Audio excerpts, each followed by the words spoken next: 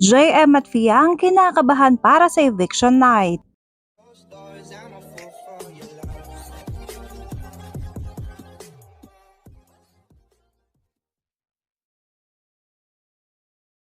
Hindi na nga mga ka-DJ maitago ng mga housemates ang pagkakaba sa eviction night mamayang gabi dahil mamaya na nga mga ka-DJ malalaman kung sino ang lalabas mamaya. Lahat kasi mga ka-DJ nang natira ay nominated kung saan mga ka-DJ kailangan nga magboto kung sino ang magiging big four mga ka-DJ, kaya naman talagang hindi maitago ang pagkakaba sa mga housemates, especially ang JM Fiang.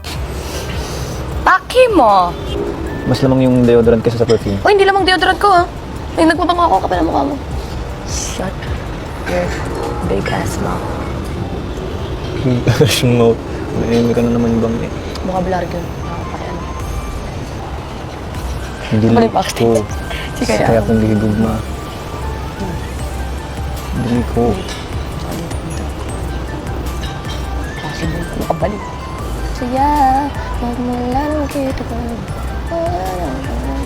Nakakalungkot lang mga ka-DJ dahil malapit na talaga matapos ang PBB. At ang limang natira mga ka-DJ na housemates ay talaga namang lahat sila ay deserving maging big four. Kaso nga mga ka-DJ kailangan talaga mamili dahil ito ay part of the game. Medyas ni Bang. Akin Landerman? Hindi, sa akin to. Ay, si ano? Medyas ng mataba. Mimiss ko na si Vincent. Gusto kanya si Bang. Sana nandito pa siya sa Maynila. Oh, Dito ba? sana. Magda-dance class pa kami.